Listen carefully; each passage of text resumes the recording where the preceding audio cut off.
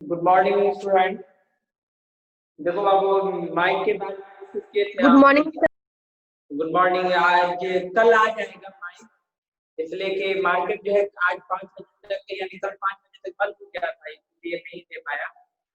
ठीक है, कल आ जाएगा माइक तो तुम लोग को जो है कल से डेली कराया जाएगा।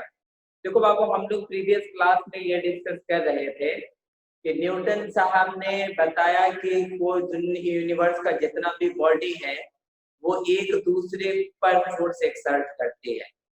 वो फोर्स जो एक्सर्ट करती है उनका नाम उन्होंने ग्रेविटेशनल फोर्स रखा, और ये ग्रेविटेशनल फोर्स से रिलेटेड उन्होंने 2 लॉ दिया, जिसको हम लोग जानते हैं gravitational law of Newton's gravitational law के नाम से जानते हैं। हम लोग किस नाम से जानते हैं? न्यूटन ग्रेविटेशनल लॉ के नाम से जानते हैं। न्यूटन का ग्रेविटेशनल लॉ क्या है? न्यूटन का ग्रेविटेशनल लॉ यह कहता है कि अगर इस यूनिवर्स में कोई भी बॉडी किसी दूसरे बॉडी पर जो फोर्स एक्सर्ट करता है, वो फोर्स जो होता है ना, वो डायरेक्टली प्रोपोर्शनल होता है दोनों बॉडी के मास के प्रोडक्ट के।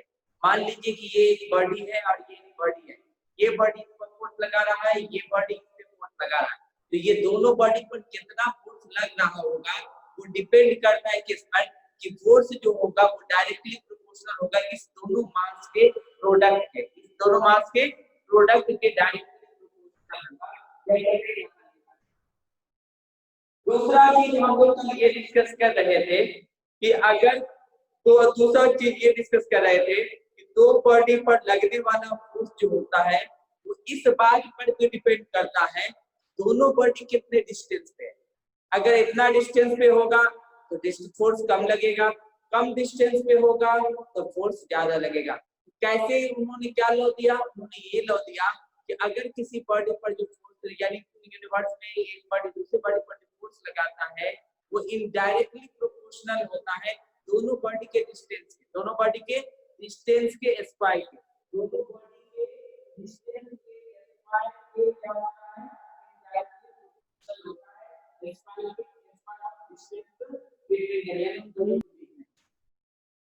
तो इससे एक इक्वेशन आया है एक प्रोपोर्शनल टू m1 और इससे दूसरा इक्वेशन आया एक प्रोपोर्शनल टू 1/2 ये दोनों प्रोपोर्शनल को एक साथ मर्ज करने पर ये पता चला कि इस proportional to m1 into m2 by d2 m1 into m2 by d2 ये पता चला। इसके बारे में हम आगे डिस्कस करते हैं।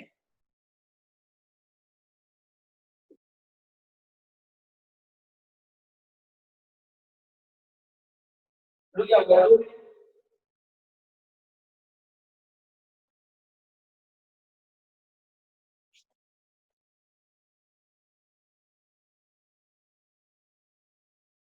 तो क्या इनकी प्रोपोर्शनल भी यानी दो इक्वेशन से आपको आया एक proportional to m1 into m2 by r²। ये दो इक्वेशन से यानी फोर्स जो होता है डायरेक्टली प्रोपोर्शनल होता है दोनों के मास के प्रोडक्ट के, और एक जो है इनडायरेक्टली प्रोपोर्शनल होता है दोनों के बीच के डिस्टेंस के स्क्वायर के स्क्वायर। ठीक है, अब एक बात देखिए प्रोपोर्शनल का साइन हटाने के लिए हम लोग कांस्टेंट इस्तेमाल करते हैं equal to g m1 into m2 by r square. क्या हो गया? f equal to g m1 into m2 by r square, where capital G is a gravitational constant, gravitational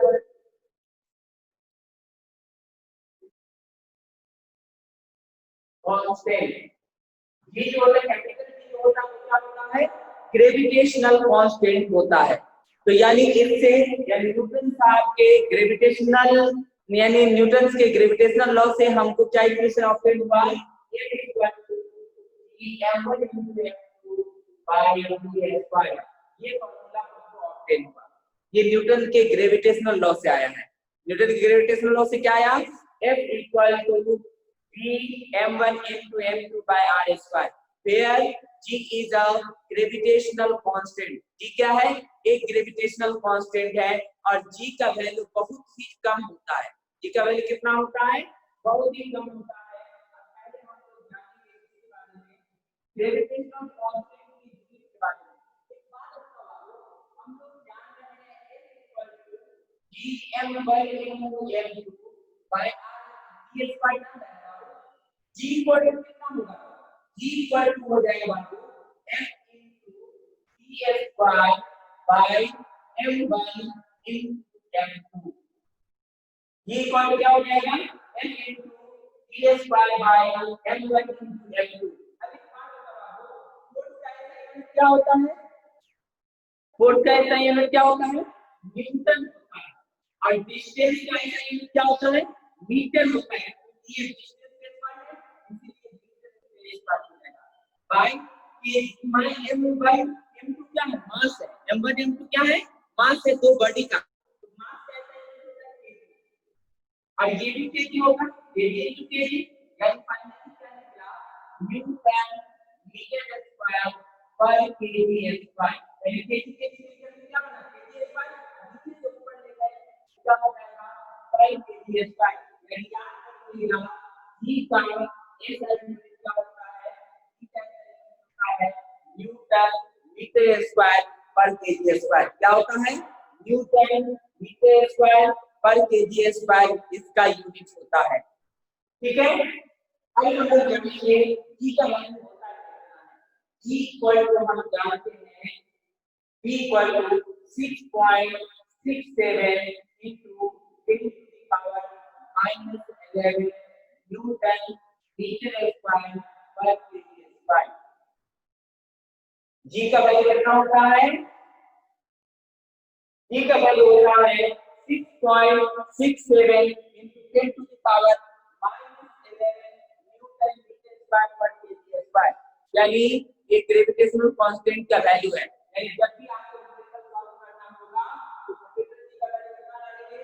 6.67 into 10 to the power -11 newton metre square पर KG square. ये हम आपको निकाल के दिखाएंगे कि ये कितना आया कैसे, ये कितना जी का वैल्यू आया कैसे, या हम आपको बताएंगे कि इसका न्यूमेरिकल वैल्यू 6 जी का value 6.67 into 10 to the power -11 newton metre square पर केजी स्क्वायर आया कैसे। अब हम लोग ये जानते हैं कि न्यूटन के लॉ के बारे में तो क्या क्या जान बाबू आगे हम लोग खास कर लेते हैं। इसको पहला हम लोग ये जाने कि न्यूटन साहब ही एक पर्सनालिटी थे जिन्होंने बताया कि दुनिया का कोई भी बॉडी किसी दूसरे बॉडी पर एक फोर्स लगाती है या दूसरे बॉडी को अपनी ओर खींचती है, उस फोर्स का नाम बताने वाले कौन थे? न्यूटन साहब थे। और उनका नाम क्या बताया? ग्रेविटेशनल फोर्स बताया। जैसे एज फॉर एग्जांपल हम आपको बता दें, ये सन हमारा जो जैसे अर्थ है, हम सन जो है अर्थ पर भी फोर्स एक्सर्ट कर रहा है और अर्थ भी सन पे फोर्स एक्सर्ट कर रहा है। तो इस दोनों के बीच में कौन सा फोर्स लग रहा है? ग्रेविटेशनल फोर्स लग रहा है। उसी तरह हमारा मून और हमारा सन, हमारा अर्थ, ये क्या है? ये दोनों भी एक दूसरे पर फोर्स लगा रहा है और इस फोर्स का नाम क्या है? ग्रेविटेशनल फोर्स है। अब हम लोग जानेंगे कि न्यूटन के ग्रेविटेशनल लॉ को हम यूनिवर्सल ग्रेविटेशनल लॉ क्यों कहते हैं? न्यूटन के ग्रेविटेशनल लॉ को यूनिवर्सल ग्रेविटेशनल लॉ क्यों कहते हैं?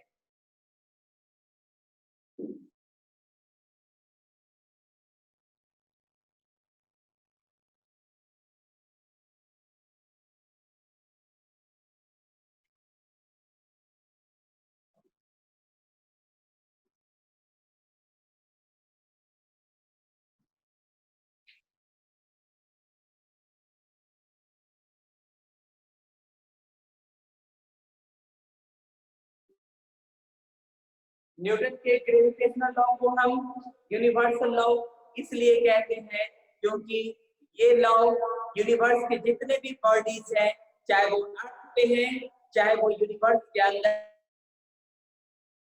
अर्थ पे है या यूनिवर्स में है, ये सब पर ये लॉ लागू होता है। ये लॉ सिर्फ अर्थ के लिए लागू नहीं होता है, यूनिवर्स के अंदर जितने भी हेवनली बॉडीज है जिसके अंदर मास है वो सब के लिए ये लॉ लागू होता है। इसीलिए इसको यूनिवर्सल लॉ, ग्रेविटेशनल लॉ के नाम से जानते हैं।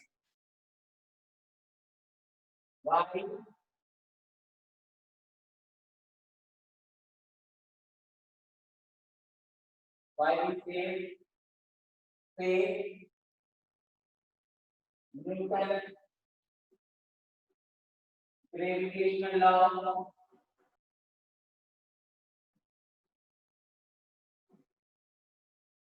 Why we say Newton gravitational law is a universal law? Universal gravitational law.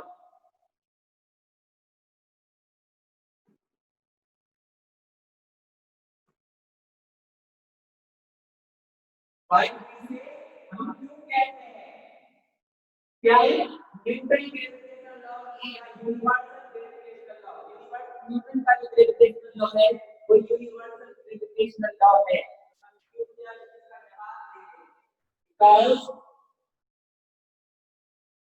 क्योंकि इट इज क्या होता है, लागू होता है यानी अप्लाई होता है to all the body in the universe which consist mass, जिसके अंदर मास होगा इस यूनिवर्स के अंदर जितना भी बॉडी है जिसके अंदर मास होगा वो सब पर ये लॉ लागू होता है। इसीलिए हम इसको यूनिवर्सल ग्रेविटेशनल लॉ कहते हैं। Because Newton gravitational law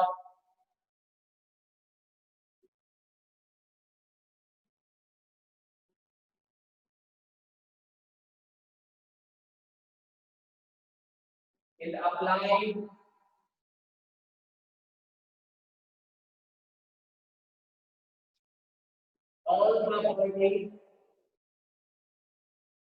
all the body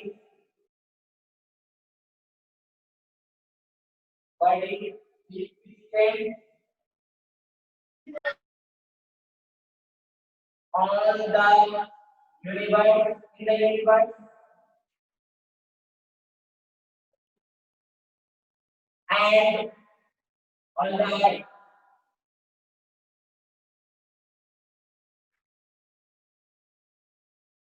On the earth which has mass, जो mass है उसका which consists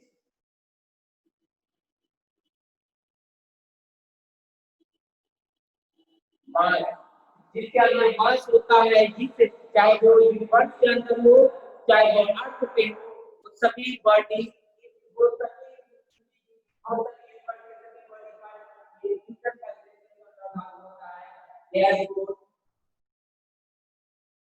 therefore this law is also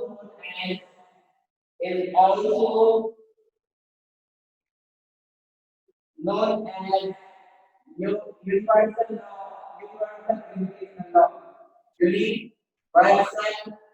gravitational law.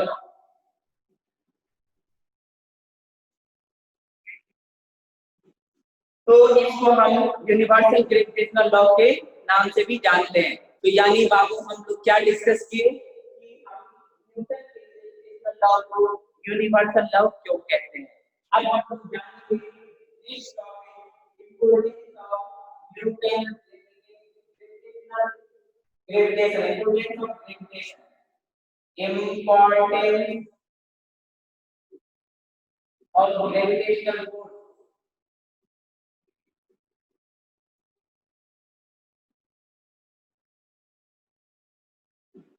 Gravitational force का क्या इंपॉर्टेंस है? ग्रेविटेशनल फोर्स का क्या इंपॉर्टेंस है? What are the importance of the gravitational force? एक चीज हम आपको बता दें कि ये नदी में जो पानी बह रही होती है वो भी किसका देन है? ग्रेविटेशनल फोर्स की वजह से ही वो पानी बह रही है। दूसरा चीज, ये जो हमारा एटमॉस्फेयर 9600 किलोमीटर ऊंचाई तक है उसके ऊपर हवा नहीं है। हमारा एटमॉस्फेयर कुछ ही ऊंचाई तक है हमारे अर्थ के सरफेस से, उसके ऊपर हवा नहीं है। इस हमारे एटमॉस्फेयर को बांध के कौन रखे हुआ है? ग्रेविटेशनल फोर्स रखे हुआ है। दूसरा चीज, हम इस अर्थ पे चल पा रहे हैं वो भी किसकी वजह से? ग्रेविटेशनल फोर्स की वजह से। समझ में आया? तो अगर आपसे कोई पूछेगा कि ग्रेविटेशनल फोर्स का क्या इंपॉर्टेंस है, अगर ग्रेविटेशनल फोर्स अगर नहीं होगा तो क्या होगा, अगर होगा वो है तो इससे क्या बेनिफिट्स है, तो हम यही बोलेंगे कि आज ये अर्थ के चारों ओर जो मून रोटेट कर रही है, एक और चीज बता रहे हैं, ये अर्थ के चारों ओर जो मून रोटेट कर रही है ये भी ग्रेविटेशनल फोर्स की वजह से। अगर अर्थ का अपना ग्रेविटेशनल फोर्स नहीं होता तो इसके ऑर्बिट से कब का बाहर चला गया होता? कौन? मून। यानी मून किसके चारों ओर घूम रही है? अर्थ के चारों ओर घूम रही है। वो किसकी वजह से? ग्रेविटेशनल फोर्स की वजह से। और सन का भी अपना ग्रेविटेशनल फोर्स होता है और सन के ग्रेविटेशनल फोर्स की वजह से ही आज जितना भी अर्थ प्लेनेट है तो उसके चारों ओर रिवॉल्व कर रहा है, वो भी उसके ग्रेविटेशनल फोर्स की वजह से। और ये हमारा एटमॉस्फेयर जो है हमारे अर्थ के सतह से चिपका हुआ है, यानी कुछ ऊंचाई तक उसके ऊपर हवा नहीं है, वो भी हमारा एटमॉस्फेयर झुका हुआ है, वो भी किसकी वजह से? ग्रेविटेशनल फोर्स की वजह से।